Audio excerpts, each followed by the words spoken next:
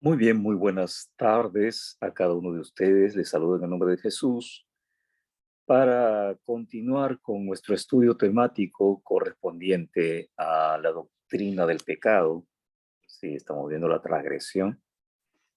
Y bien, el día de hoy estaremos continuando con la transgresión de los hijos de Jacob. Y bueno, en esta secuencia se podría decir eh, de detalles a modo de estudio a través de cómo entender que el ser humano y sobre todo personajes que están en la Biblia pueden haber o han podido estar en estas circunstancias donde nos enseña eh, sobre todo a tener cuidado con aspectos que a veces hasta el día de hoy se aplican en el ser humano, se vuelven a repetir y de esta forma también nosotros vamos conociendo de qué manera es que se puede evitar o también conocer las realidades de hombres bíblicos, hombres que están en la Biblia, o mujeres también, que, que en cierta forma son parte de nuestra enseñanza. Así que vamos a continuar. Recordemos bien que según el principio, por cuanto todos pecaron, entonces todos es un aspecto de no solamente una forma literaria, sino también una realidad. Está en nuestra naturaleza el estar siendo atraídos al pecado,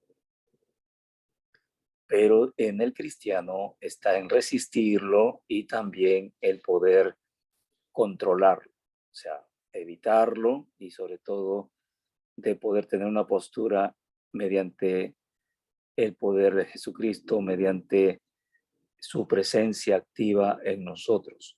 Así que cuando hablamos de los hijos de Jacob, nos estamos refiriendo a los 12 hijos que él tuvo con Lea, tuvo con Lea, Raquel y las concubinas de ambas. Entonces, tanto como Bila y Silpa, que eran las criadas de ambas, en todo caso de una y luego de la otra, ellas también tienen su parte en esta historia. Para esto vamos a recordar este principio que es necesario tomarlo en cuenta, porque luego que entremos a lo que es ya el desarrollo, nos vamos a dar cuenta de qué importante es considerar este principio. Este principio, en el capítulo 22 de Proverbios, versículo 6, Salomón escribe diciendo, instruye al niño en su camino para que cuando él sea grande o crezca, no se aparte. Entonces, qué importante es que los hijos, los niños, sobre todo los niños, sean instruidos, sean llevados a una instrucción, o sea, a una enseñanza que les pueda direccionar, que es la instrucción. La instrucción son enseñanzas que direccionan y dentro de ellas está también lo que puede ser ordenanza, mandamiento o reglamento, etcétera. Algo que llevar a cabo para nuestro modo de vida y para la convivencia también. Entonces, cuando los padres enseñan cosas buenas a los hijos, entonces los hijos no se van a apartar porque la instrucción está en ellos. Pero también podríamos decir que si instruyen para las cosas malas, entonces el niño también va a tener esto de no apartarse o de hacer lo que sus padres les enseñan.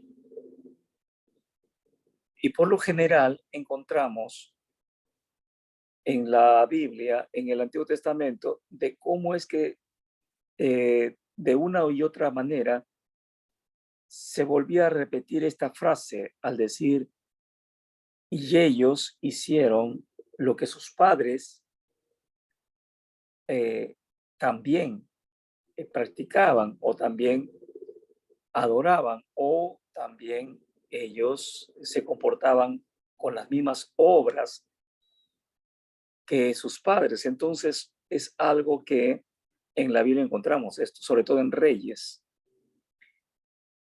Ahora, parte de lo que es también interesante considerar es que a Moisés se le revela un principio teniendo como también un objetivo el aplicarlo a este tipo de esto. Y lo encontramos en Éxodo capítulo 20, versículo 5, y del mismo modo también en Éxodo 34, 7. En Éxodo 20 dice la palabra de Dios, el versículo 5, no te inclinarás a ellas ni las honrarás, hablando de los dioses ajenos, o sea, las imágenes, porque yo soy Jehová tu Dios, fuerte, celoso, que visito la maldad de los padres sobre los hijos hasta la tercera y cuarta generación de los que me aborrecen. Y aquí es considerable, porque estamos hablando de una actitud de Dios frente a otra actitud. Él va a aborrecer, perdón, va a visitar la maldad con ese móvil del aborrecimiento. O sea,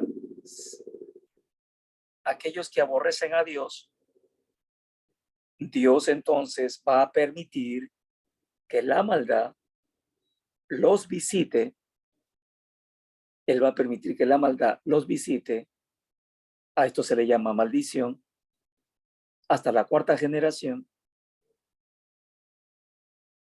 Y que las tendencias que los llevan a aborrecer a Dios y la tendencia que los lleva hacia el mal tengan que ser nuevamente replicado por los hijos de los hijos, por los hijos de los hijos de los hijos. O sea, hablamos de un antecedente generacional. Ahí es cuando de pronto encontramos que se dice, el padre es borracho y el hijo es borracho y el nieto también es borracho, etcétera. O sea, tienen una tendencia a eso. O cuando se dice, bueno, el padre es diabético, el abuelo de este hombre fue diabético, el hijo es diabético, el nieto le sale diabético, o sea, tanto como para atrás como para adelante, son 4 generaciones que están replicando la misma situación. Bueno, esas se le conoce también como maldiciones generacionales, que se rompe cuando uno viene a Cristo. No solo cuando viene, sino cuando permanece en Cristo. Se rompe la maldición. Ahora, pero en el caso puntual, vamos a ver cómo es que también en el capítulo 34, versículo 7, Moisés va nuevamente a citar esto y dice así, que guarda misericordia a millares, que perdona la iniquidad, la rebelión y el pecado.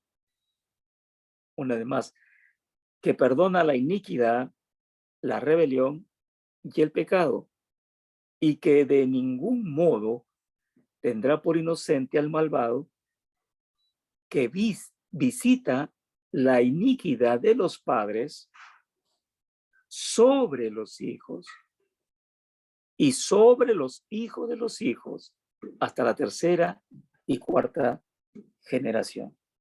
Sobre los hijos. Entonces, la transgresión de uno puede ser replicado por un descendiente.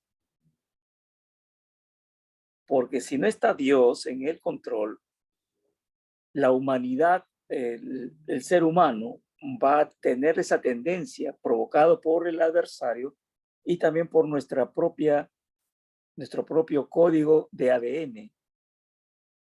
O sea, en nuestro ADN hay hábitos, defectos, etcétera, tendencias que nos llevan hacia determinadas actividades, y si son actividades de maldad, pues esas actividades también van a aparecer, se van a manifestar.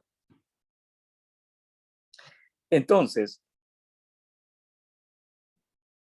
esto nos lleva a la transgresión de los hijos de Jacob. Y para eso vamos a encontrar cuatro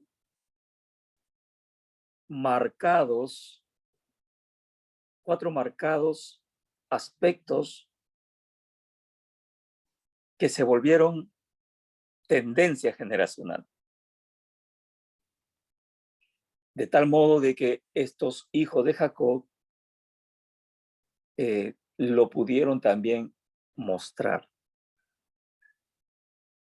Primero vamos a ver la fuente de dónde y cómo se generan estas cosas.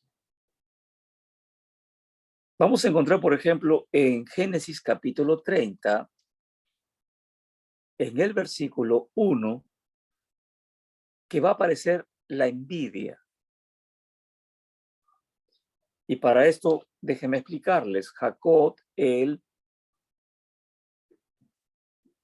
por órdenes de sus padres, él va a la casa, a la tierra de su parentela, a los parientes de su madre, al lugar donde vivía su tío Labán,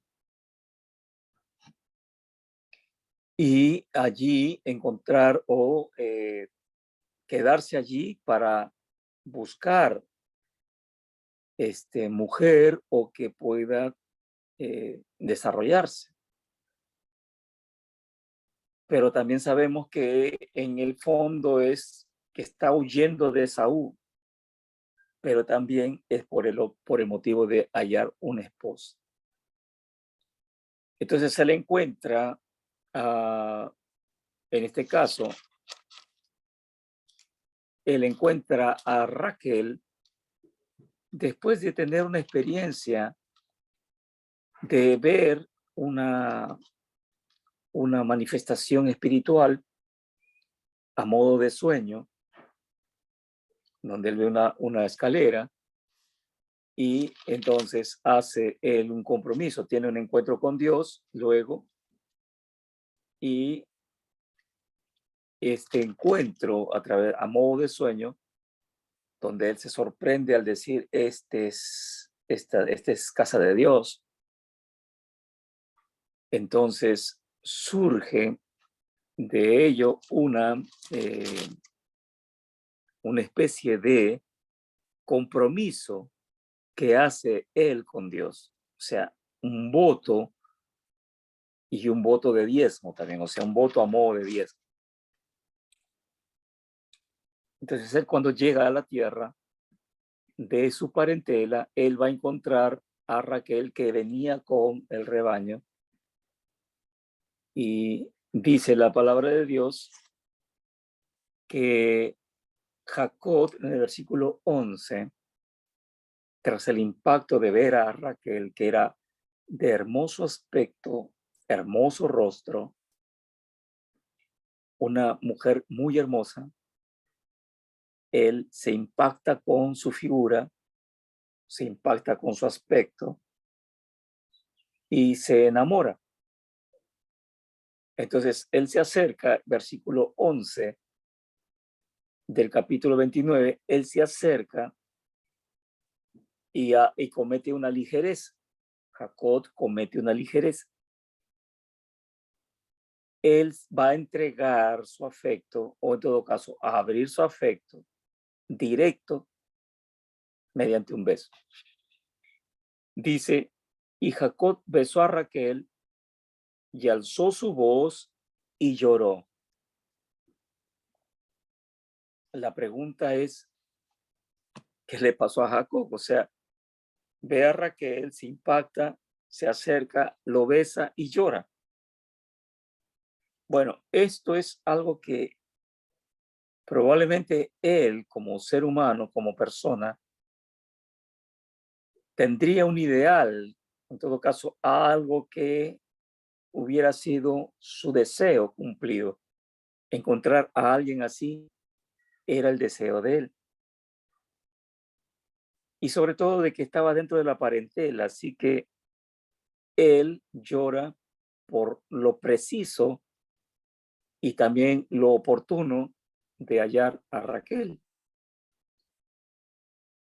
Pero vamos a ver de que él le, le descubre, o en todo caso, le entrega su amor a Raquel. En el versículo 18 dice, y Jacob amó a Raquel.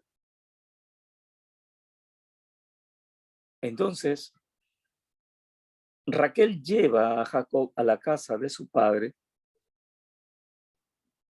y entonces aparece Labán, el padre de Raquel, hermano de Rebeca, y lo recibe y con ello también aparece Lea. Y, y cuando le dice las intenciones Jacob en cuanto a Raquel, entonces Labán dice, mejor es que te lo dé a ti y no le dé a otro hombre. Entonces le dice que se quede y que, bueno, que pueda él servirle, en todo caso, que pueda estar allí sirviendo un tiempo por Raquel.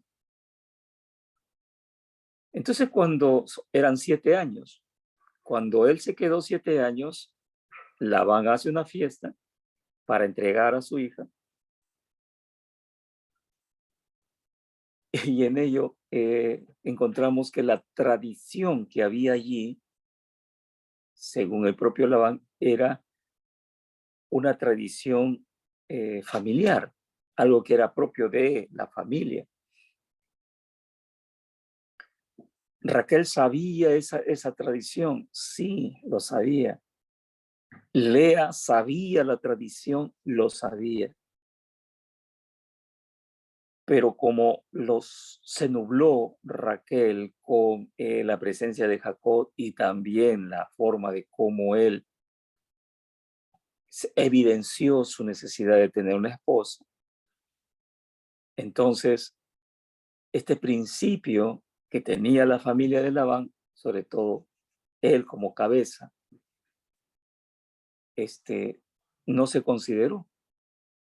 Y ese principio tenía que ver con que la menor no se podía casar primero, sino que tendría que ser la mayor. Y ese era el principio. ¿Lo sabía Raquel? Sí. ¿Lo sabía Lea? Sí. Pero en ese entusiasmo no consideró a Raquel y ella sencillamente dejó que esto se viera como algo que no era típico, pero Labán no iba a considerar eso. Y encontramos entonces más adelante, dice el versículo 23, sucedió que a la noche tomó a Lea, su hija, y se la trajo y él se llegó a ella. Lea tenía lindos ojos, pero no tenía lo que tenía Raquel. Entonces, encontramos que ya en la mañana, cuando se levanta Jacob, él se da cuenta que es Lea. Entonces le reprocha y le dice, qué es esto que hiciste? ¿Por qué me has hecho esto? No te he servido por Raquel. Eso está en el versículo 25.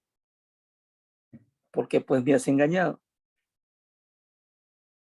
Y aquí Labán dice al principio, dice, no se hace así en nuestro lugar, que se dé a la menor antes que la mayor. No se hace así, o sea, puede ser el hijo de tu quien quieras ser o de quien eres, pero aquí hay un principio patriarcal, un principio de familia, y es que aquí la menor no se puede casar primero, sino la mayor. Entonces Raquel, sabiendo el principio, porque tenía que saberlo, y Lea también, ellas tenían que aceptar esto. Y bueno, sabemos que surge la familia, entonces, la figura, perdón, de Raquel y Lea. Y entonces cuando vemos que la envidia aparece, pero antes de que empiece la envidia, comienzan las luchas entre ambas, o sea, la competencia. Y sobre todo, Raquel menospreciaba y afligía a su propia hermana, porque algo era lo que estaba pasando, es que al haber dormido primero Lea, Raquel la afligía. Entonces queda embarazada Lea y es Lea la que va a poner a sus hijos la amargura y todo lo que le estaba atravesando, lo que le estaba sucediendo internamente. Ella va a poner todo esto en los nombres de sus hijos. Entonces comenzamos con que Raquel la menospreciaba. Raquel menospreciaba a su hermana Lea de dos o a tres maneras. El menosprecio es por el lado de que Jacob sabía que Jacob la amaba porque lo había dicho. El tener el amor de Jacob se la restrejaba, o sea, se la lanzaba en la cara como en cualquier circunstancia que haya, en cualquier momento, haciéndole recordar que podría estar con ella, pero a quien ama Jacob es a ella. Y eso le generó menosprecio. Raquel era estéril. Y dice que Dios vio que Lea era menospreciada. Vio que era menospreciada. Cuando dice ver el menosprecio, quiere decir que Raquel mostraba el desprecio y era evidente, se podía ver el menosprecio. Se podía ver con gestos, se podía ver con indiferencias, se podía ver. Jehová vio que Lea era menospreciada. Entonces le dio un hijo y llamó su nombre justamente lo que ella está atravesando, aflicción. El menosprecio le estaba generando una aflicción a ella. La afligía, o sea, socavaba su autoestima, hacía que se sintiera menos. Y es probable que hasta inclusive ella, al no sentirse amada y al no sentirse respetada por su hermana menor, entonces, como pasa, y pasa en la Biblia también, los pensamientos de autoeliminación, los pensamientos de se podría decir, de no considerar que es útil o que es por lo menos digna, le podrían haber estado afligiendo con angustia. Es decir, que ella estaba triste, que ella probablemente lloraba, que ella no era de conversar ya mucho, de que ella tenía que salir o bajar la cabeza e irse por los menosprecios. Entonces Dios le dio un hijo y le puso Rubén, que significa: ha mirado Jehová mi aflicción. Y entonces ella dijo, bueno, me dio un hijo. Y la manera de cómo ella se fortalecía frente a todo el menosprecio delante de Raquel era: ve, aquí está el hijo. Dices tú que lo amas o que te ama a ti, pero yo tengo un hijo de él. Por eso se llama la palabra, el nombre es Rubén, que significa ved un hijo. O sea, aquí está. Bueno, puedes tú decir que todavía, pero esto es el fruto de este amor. O sea, por eso ella dice, por tanto, me amará mi marido, porque esto me hará amar o le hará amarme a mí. Y comienza la forma de cómo es que ambas se enfrentaban, luchaban.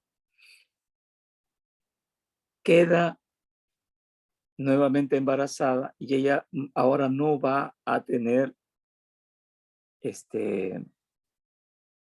solamente un menosprecio, sino, o sea, no solamente va a tener que estar en angustias, sino que también aquí nos refiere de que Raquel ya no usaba las escenas, sino escenas de menosprecio, sino palabras de menosprecio. Y ahí es cuando dice la palabra de Dios, por cuanto oyó Jehová que yo era menospreciada. O sea, ahora, primero dice que Dios vio el menosprecio. Ahora está diciendo que Jehová oyó el menosprecio. Probablemente Raquel le lanzara palabras insultantes, palabras indignas a su hermana. Que a veces pasa eso cuando los hijos en una convivencia de familia se suscitan. Hijos se molestan, hermanos se molestan y comienzan a decirse de todo. Esto más o menos es lo que pasó. Las palabras salían, pero eran de mucho menosprecio. Entonces, cuando ella queda embarazada por segunda vez, el embarazo en ese pleno embarazo, recibe ella palabras menospreciantes, de menosprecio. Cuando estaba embarazado de Rubén, ella era humillada en momentos, en escenas de menosprecio. Cuando queda embarazada, en este caso de Simeón, ella tiene que oír los insultos de su hermana, estando embarazada. Una vez más, las escenas de menosprecio las recepta el niño que está en el vientre. Las palabras de menosprecio y todas las cosas insultantes las recepta el hijo que está, Simeón, que está allí en el vientre. Y encontramos que queda embarazada por tercera vez. En otras palabras, la primera vez, para Raquel, fue un detonante. La segunda vez para Raquel ya era algo que generaba una incomodidad, se podría decir inusitada, pero es quedar embarazada por tercera vez. Y en esta tercera vez vamos a encontrar que Raquel seguía con esta actitud de querer mostrar a Lea de que puede tener hijos de Jacob, pero que estaba mucho más unido ella con Jacob por el amor que él le tenía y que ese amor no se iba a romper por más hijos que tenga. Entonces, cuando queda embarazada del tercer hijo, Lea le va a poner así: esta vez se unirá mi marido conmigo. Porque lo que sacaba a relucir Raquel era de que Jacob y Raquel y ella estaban unidos en el alma, en las emociones, y que los hijos no eran lo que importaba para que se generase esa unidad. Entonces ella dice: me ha dado Dios 3 hijos, le puso por nombre Leví, para que a través de este hijo se generase una unidad. Y entonces ahí cesa de estar menospreciando y afligiendo Raquel, queda por un tiempo cesando esa conducta. Y entonces Dios determina darle otro hijo, el cuarto hijo, a Lea. Y ella ya ahora no tiene una actitud de poder poner sobre este hijo lo que estaba pasando con su hermana y la lucha por el marido, por el hombre, Jacob, sino que ahora ella va a declarar alabanza por todo lo que Dios le ha permitido. Entonces ella dice: esta vez alabaré, o sea, como un acto de victoria. Y puso su nombre Judá. Y dejó de dar a luz. Dejó de dar a luz. Ahora, una vez que sale Judá y está dedicado a la alabanza a Dios, Judá, recuerden bien que los judíos tienen en su ADN alabanza. Son ellos los expertos en la alabanza a Dios. Pero surge algo interesante: la envidia. La envidia, si primero era el menosprecio, la aflicción, ahora va a surgir la envidia. Y vamos a encontrar cómo es que en el versículo 1 del capítulo 30 de Génesis dice que Raquel tuvo envidia de su hermana. Una vez más, el menosprecio permite que los dos seres que entran en ese juego del menosprecio tengan se podría decir, los elementos que la distinguen tengan que estar diferenciadas para que haya menosprecio. Pero en este caso, al tener 4 hijos y ella no tener nada, pasa de ser menospreciada a ser envidiada. Ahora entramos a otra tendencia, la envidia. Entonces, el menosprecio está en la genética de Israel, de los hijos de Israel.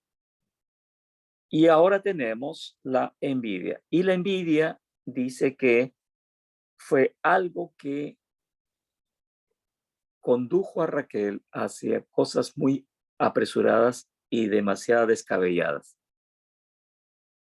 Tuvo envidia de su hermana y le increpó a Jacob diciendo: dame hijos, o si no, me muero. O sea, un acto caprichoso de parte de ella, como que si la razón de poder cubrir la envidia es también tener lo mismo que tiene su hermana, hijos. Ella va a decir, si no me muero. Y esto es un acto de capricho, que no está, tiene insensatez y no está bien delante de Dios. Jacob se enojó y le dijo, pero yo acaso soy Dios que te estoy impidiendo el fruto de tu vientre. Y aquí vamos a entrar a el otro elemento, la competencia. Tras la envidia y al no tener hijos, ahora surge el plan de poder hacer que un tercer elemento entre en esta historia y pueda generar hijos a través de ella. En este caso, la sierva Bila, la sierva de Raquel. Entonces ella le entrega a su sierva y le dice, llégate a ella, versículo 3 del capítulo 30 de Génesis, y dará luz sobre mis rodillas, y yo también tendré hijos de ella, y yo también tendré hijos de ella. Ahora, ¿realmente esto era algo ordenado, algo correcto? Bueno, debemos entender que son costumbres o eh, formas de cómo la generación se estaba dando, o sea, tenía que generarse hijos. Así que en la voluntad permisiva de Dios, probablemente Él permitió eso, pero lo ideal no era eso. Entonces, porque confiar en el poder de Dios implica que hay que confiar. Y aquí Raquel está confiando en el elemento humano y no en Dios. Pero el tema es que ella logra ese propósito, convence a Jacob y Jacob tiene relaciones íntimas con la sierva de Raquel y concibió un hijo y le puso por nombre Dan. Ahora Raquel dice así, le pone también a su hijo el justificativo de su causa. Versículo 6 del capítulo 30 dice, Raquel dice, me juzgó Dios y también oyó mi voz y me dio un hijo. Por tanto llamó su nombre Dan. Dan.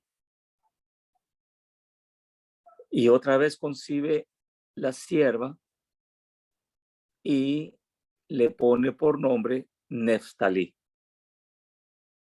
porque significa con luchas de Dios he concebido, he contendido, perdón, con mi hermana y he vencido. Pero lo lógico es que la contención, ¿en qué sentido? Es que ella pudo haber dicho que venció a su hermana, en que ella no se quedó allí, sino que buscó la forma de también ser madre a través de un vientre sustituto. Y de esa manera ella va a usar ese recurso para tener los hijos que puede criar, como si fueran de ella, pero en cierta manera no eran de ella los hijos, sino de la criada. Nace Neftalí. Entonces tenemos aquí a Dan y Neftalí como los dos hijos producto de un proceso de vientre sustituto. Y en el versículo 9 encontramos que en la competencia, Lea también va a entrar. Y como no dejó de dar hijos a Jacob, ella vio a su hermana que tomó a la sierva, y bueno, yo también tomo a mi sierva, a Silpa, su sierva, versículo 9. Entonces Jacob, convencido por ello, tuvo de esta mujer llamada Silpa, tuvo a Gad y también tuvo a Aser. Entonces esto prácticamente era algo que estaba generándose como una competencia. Entonces encontramos el detalle de que todas estas tendencias, competencia, envidia, menosprecio, contiendas, porque ella dice, he contendido con mi hermana, contiendas, van a ser parte de la vida interna, o sea, ellos también en el vientre pudieron saborear o vivir estas cosas que atravesaban a sus madres. Entonces, lo que vamos a entender es cómo es que esto puede llevarnos a la transgresión, de qué manera. Para ello tenemos que saber que los hijos de Jacob no fueron todos, la mayoría no fueron del todo buenos, sino que tenían cosas realmente muy preocupantes. Y vamos a ver en Génesis 49 cómo Jacob va a hablar de sus hijos antes que muera. Y ahí encontraremos verdades de cómo se comportaban los hijos y cómo es que eran realmente. Entonces encontramos aquí en Génesis 49 del 3 al 4 el caso de Rubén. Dice que Rubén era impetuoso, pero la palabra es vil o envilecerse. O sea, él se había envilecido, hizo una cosa vil, tener relaciones en el lecho de su padre con una concubina, con alguien a quien Jacob estaba, o sea, la sierva. Se había acostado con la sierva de Jacob en su propio lecho, como dice en el versículo 4. Y eso fue vil, fue algo que no era correcto. Entonces Rubén, en esa actitud, él asumió como si fuera él ya prácticamente el patriarca. Al subir al lecho, eso daba como señal. Porque precisamente lo dice así. Tú eres mi primogénito, mi fortaleza, el principio de mi vida, principal en dignidad y principal en poder. Impetuoso como las aguas, no serás el principal. Aquí la palabra principal quiere decir que el ser hermano mayor de todos tenía derecho de poder también desarrollar el rol paternal por ser hermano mayor. A eso se le llamaba como principal. Y al ser impetuoso quiere decir que él tomaba decisiones apresuradas, como si fuera él ya un padre.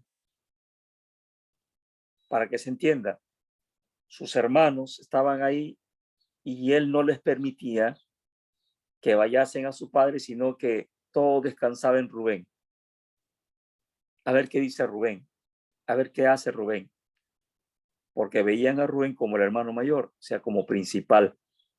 Y él era impetuoso, decidía sin consultar a su papá.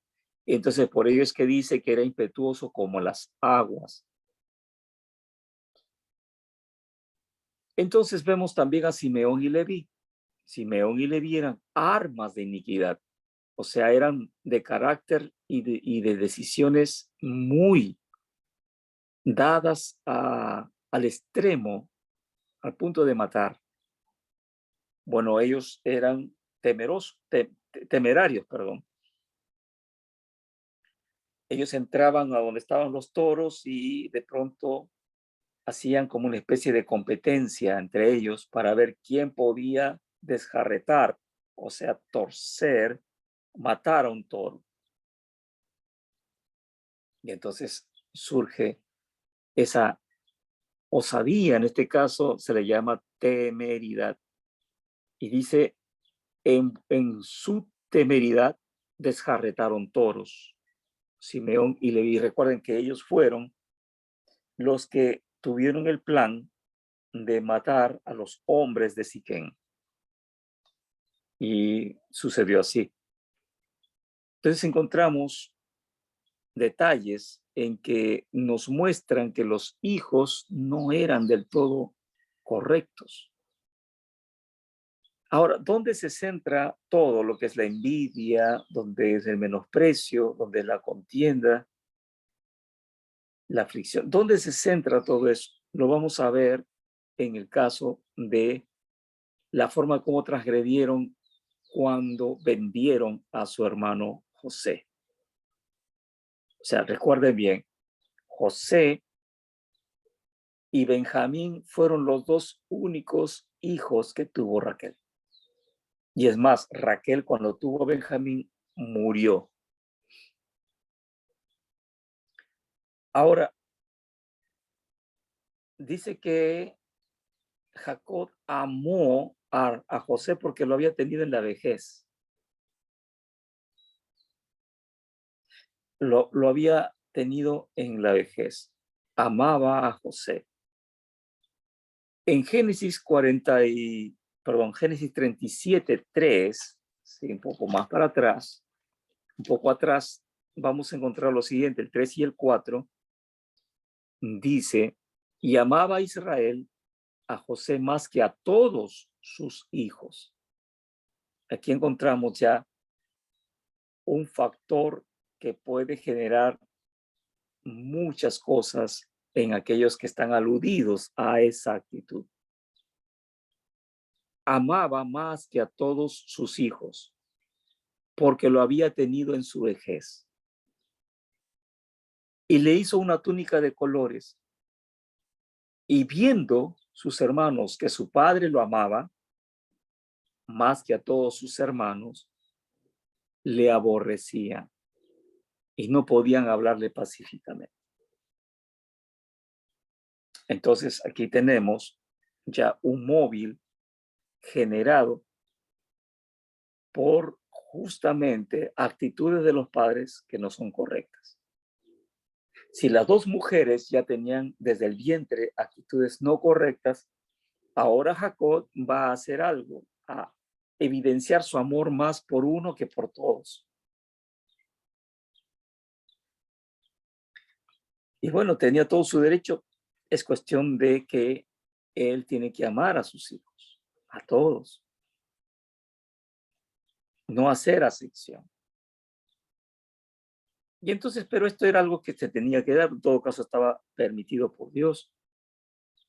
Y por la forma como él, este caso José, se comportaba, era un chico prudente, pero lleno de virtud de Dios, porque él interpretaba los sueños y soñaba. Entonces, a raíz de eso, y también por la labor que hacía José, que era de informar, era informante de Jacob. Versículo 2 dice así, esta es la historia de la familia de Jacob. José, siendo de edad 17 años, apacentaba las ovejas con sus hermanos, y el joven estaba con los hijos de Bila y con los hijos de Silpa, mujeres de su padre, e informaba José a su padre la mala fama de ellos. O sea, ellos tenían mala fama. Una vez más, tenemos ya aquí una una señal de transgresión. La transgresión de los hijos de Jacob estaba también en su mala fama. Entonces, podemos notar también en el capítulo 37, versículo 14 al 17, donde dice así: E Israel le dijo, hablando José, ve ahora, mira cómo están tus hermanos y cómo están las ovejas, y tráeme la respuesta. Y lo envió del valle de Hebrón y llegó a Siquén. Y lo halló un hombre andando él errante por el campo, y le preguntó a aquel hombre, diciendo, ¿qué buscáis? José respondió, busco a mis hermanos. Te ruego que me muestres dónde están apacentando. Aquel hombre respondió, ya se han ido de aquí, y yo les oí decir, vamos a Dotán. Entonces José fue tras de sus hermanos y los halló en Dotán. Y aquí encontramos ya la consumación, cómo se va a consumar la transgresión de los hijos de Jacob. Cuando ellos lo vieron de lejos, antes que llegara cerca, conspiraron contra él para matarle. Todos conspiraron contra José para matarle. No dice que fue una broma, nada, era serio. Pero no solo era matar al hombre, también querían matar al sueño. Versículo 20 dice así: ahora pues, venid y matémosle y echémosle en una cisterna, y diremos, alguna mala bestia lo devoró, y veremos qué será de sus sueños. La transgresión de estos hijos en contra de su propio hermano, la iniquidad y la forma de conspirar para matar y poder también ridiculizarlo a través de, si es que muere él, entonces lo que él soñó no es cierto. Es más o menos lo que pasa ahora con Israel. El enemigo, el diablo y sus seguidores, los hombres que lo adoran, procuran aniquilar a Israel, porque saben que si aniquilan a Israel, Dios no existe. Porque Dios es la defensa de Israel. Del mismo modo, si matamos al hombre, matamos al sueño. Si matamos al hombre, matamos a Dios. Esa es la idea. Dios no está muerto, entonces, ¿qué hacemos? Matemos al hombre que dice que Dios no está muerto. Entonces ya no habría forma de cómo poder alguien decir que Dios es vivo. Entonces, esta transgresión no solamente fue algo que movía el corazón de ellos porque se sentían observados, se sentían también interpelados por el propio Jacob usando a su hijo para que le informe, porque hacían cosas desordenadas. Entonces una vez me preguntaron, dijeron, bueno, y si hicieron cosas desordenadas, ¿por qué entonces se le honra a los hijos de Israel? O sea, ¿por qué Israel es Israel? Y las 12 tribus, ¿por qué? Porque con todos los detalles de los padres, en este caso los hijos de Jacob, pero los hijos de los hijos de los hijos de los israelitas, tuvieron los 12, tuvieron una sola virtud: permanecer unidos, permanecer como uno. Y con todos sus detalles, todos creían en el Dios de Jacob. creían en ese Dios y ellos permanecieron en torno al Padre. Cuando ellos mueren, sus hijos, los descendientes de ellos, van a continuar permaneciendo. Puede hacer lo que sea, pueden transgredir las cosas que hayan transgredido, pero la virtud mayor es que permanecieron. ¿Se acuerdan ustedes? Jesús dijo lo siguiente: ustedes fueron, le dijo a sus discípulos, ustedes fueron los que han permanecido conmigo en mis pruebas. Pero ellos tenían sus detalles, claro que tenían sus detalles, eran 12 también, tenían sus detalles. Así que encontramos a unos hijos que están replicando tendencias que desde el vientre ya tenían, como el menosprecio, afligir, contender, envidiar y también hacer un poco de envilecimiento y etcétera. Ellos pudieron en su vida y en la vida bíblica pudieron mostrar que sí eran gente así, que pecaba y que también se cometían errores. Pero el detalle es que a José no lo mataron, solo lo tiraron a la cisterna y lo venden como esclavo para Egipto. Lo venden. O sea, era algo que consuma ya prácticamente la transgresión. Venderlo como esclavo es quitarle la identidad de hermano. Ya no te veo como un hermano, no te veo como hermano, te veo como un esclavo, como alguien a quien lo vendo. Y esa es una manifestación enorme de menosprecio. Por ello es que Jesús y José tienen casi similitud, porque a Jesús también fue vendido para llevar nuestros pecados. En este caso, José llevó como esclavo prácticamente todo aquello que